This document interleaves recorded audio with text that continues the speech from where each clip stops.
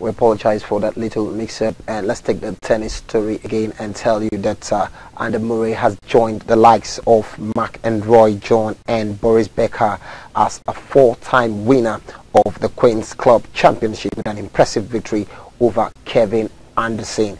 Andy Murray, who's British number one, he played superbly to win 6-3, 6-4 in just 64 minutes at the Aegon Championship in London. And Andy Murray, remember, at the Roland Garros, went all the way to the semi-finals of the competition, where he eventually lost to eventual winner Novak Djokovic, eventual finalist Novak Djokovic. And leaving Andy Murray, we go to rugby and bring you a rather sad report from the world of rugby, where we can tell you that rugby player James Ackerman, who is actually 25 years old, he actually suffered serious injury during a Queensland Cup match in Australia and was rushed to the hospital, where he was reported dead a couple of minutes later. We can tell you that he was playing for the Sunshine Coast Falcons when he suffered a head injury in a tackle 5 minutes into the game against North Devils. The father of two was treated on the field at Bishop Park before being taken to the hospital in Brisbane, and the game on Saturday was then abandoned. Actually a sad one. James Ackerman, he is no more in the rugby world because of that injury while playing the beautiful game that has brought him so much fame and fortune. Well, our sympathies lie with the family of James Ackerman. And moving away from James Ackerman, we go straight this time to Formula One and tell you that Kimi Raikkonen as well as Fernando Alonso, they suffered a first lap accident, and it actually permitted Nico Rosberg to race home to winning the first of the Austrian Grand Prix of the season, and cutting the lead at the championship table to just 10 points behind teammate Lewis Hamilton of Mercedes. Nico Rosberg actually came from behind to overtake Lewis Hamilton in the first lap, and he maintained the lead till the end of the race, and right now it is just 10 points. Nico Rosberg. For Fernando Alonso and Kimi Raikkonen, no further action will be taken against them after the both drivers clashed into each other in what Fernando Alonso has described as a rather scary accident. We take a look at the pictures from that accident involving Kimi Raikkonen and Fernando Alonso from the Austrian Grand Prix yesterday. And after the results of the Austrian Grand Prix yesterday, this is what the Constructors' Championship table looks like.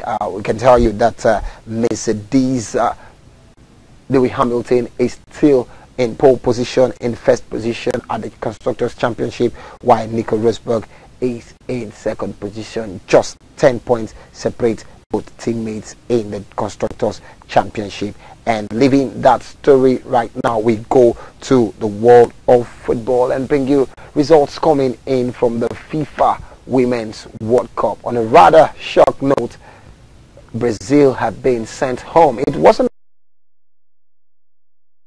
that is because they have been knocked out of the FIFA Women's World Cup currently going on in Canada. Yes, they were sent packing by Australia. That game ended 1-0 in favor of Australia. Remember, Brazil have in the ranks the likes of Martha, who is unarguably one of the best female footballers on the planet, but they were beaten by Australia at the ongoing FIFA Women's World Cup, 1-0. That game ended in favor of Australia. Let's quickly take a look at other results coming from the FIFA Women's World Cup. France actually defeated Korea 3-0, while the game between Canada and Switzerland ended 1-0 in favor of Canada. These are results coming in from the FIFA Women's World Cup. Brazil losing to Australia, while France beating Korea 3-0, and Canada getting the better of Switzerland. The Super Falcons of Nigeria were beaten by Australia in the group stages of this competition, if you do recall. Okay, moving away from the FIFA World Cup stories, let's quickly come home and tell you about Coach Stephen Okichukwukeshi, who is involved in controversy right now, because we understand that reports suggest that Keshi was applied for the coaching job of the Ivorian national team, the defending champions of the African continent, Cote d'Ivoire. We understand that Keshi submitted, according to reports, submitted application to take over the vacant coaching job of the Elephants of Cote d'Ivoire, and the NFF, the Nigerian Football Federation, they are not taking it lightly, and we understand that Keshi would be facing disciplinary committee to determine if he actually did apply for a coaching job of the Elephants of Cote d'Ivoire. And if he did, you know, your guess is as good as mine. He might just be quitting his position as the Super Eagles coach. But you want to ask yourself, why would a coach be applying for another job if he is satisfied with his job? Will Keshi be in the right frame of mind to carry out his duties? Will he be in the right frame of mind to execute of wielding the big stick on members of the Super Eagles? Because Stephen Keshi is not the only person facing the NFF disciplinary committee. We understand that the captain of the Super Eagles, Vincent Enyama, would also be facing the disciplinary committee of the Nigerian Football Federation. Remember, Victor Enyama had questioned the choice of Kaduna as the venue for the Super Eagles African Cup of Nations qualifier against Chad, the game which the Super Eagles eventually won 2-0, courtesy goals from Bolahot Salami and Odion Igalo. Vincent Enyama has actually questioned the safety of taking the Super Eagles to Kaduna to play an important game like the African Cup of Nations qualifier against Chad, considering the spate of worrisome crisis in the north, no thanks to terrorist attacks in the north. So Vincent Enyama was actually issued a query which he refused to respond to, and as a result he has been summoned by the NFF disciplinary committee to face the panel. And if he fails to appear before the disciplinary committee, well, the NFF will just take disciplinary actions against Vincent.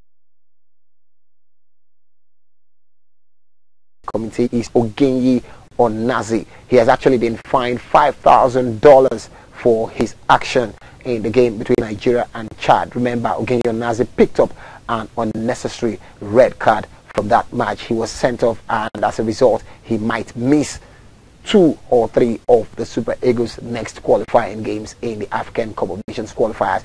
And the NFF, they are not taking issues lightly with Ogenyi Onazi. As I said, his action was actually very worrisome to the team, and they wanted to use this as a stopgap measure to deter other players from making decisions that could actually jeopardize the chances of the Super Eagles in further engagements. Ogenyi Onazi has been fined $5,000 by the NFF disciplinary committee. You want to say that the NFF, they are not giving anything, they are not leaving anything to chance in their quest to bring this NFF. Let's quickly give you tidbits from the FIFA Under-20 World Cup. It came to an end in the early hours of Saturday morning after 3 weeks of exciting action. Yes, who could have saw that coming?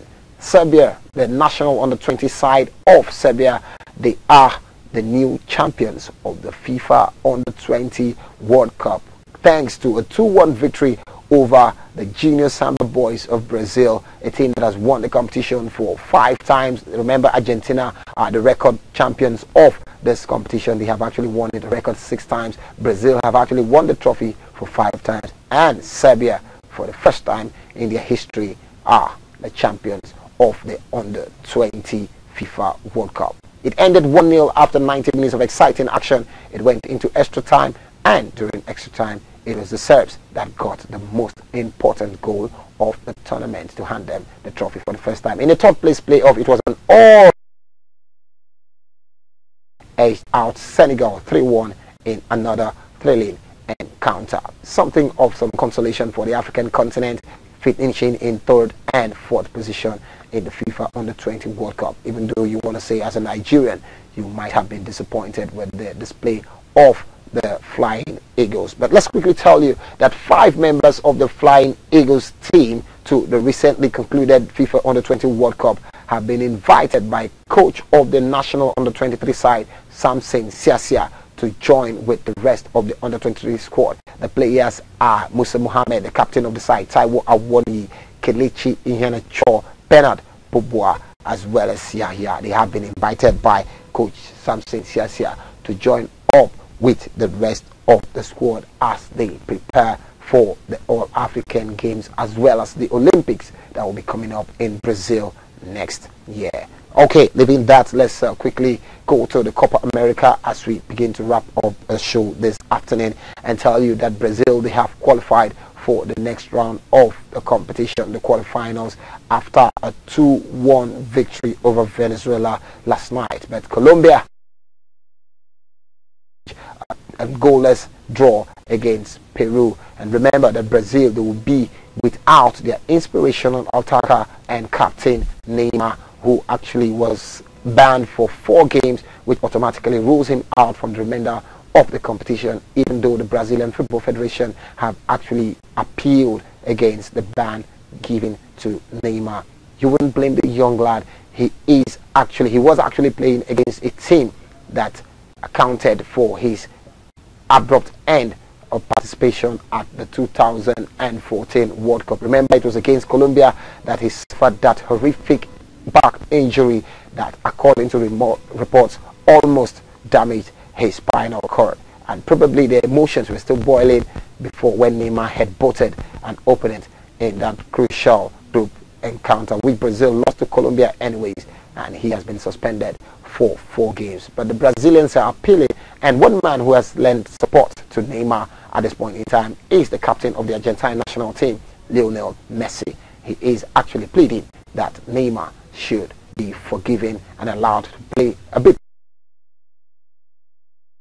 the Copa America. You want to say a spirit of sportsmanship from one teammate to the other, even if we're not club football at this point in time. Okay, that is how much we can take on today's edition of the Neighborhood Sports today. We do hope that you've enjoyed watching the program. Keep the tabs up on us on Mondays, Wednesdays, and on Fridays. 1 o'clock to 1:30 will bring you all of the latest sporting news on the neighborhood.com. You just want to be part of the show, you log into www.theneighborhoodonline.com and you can get to stream us live from wherever you're watching from, and any of the platforms, the Android, the BlackBerry, and your mobile devices, even your tablets and laptops. You can get to watch all of the exciting news here on the Neighborhood, because we know facts are sacred. Thanks for watching. I am Benjamin Okina.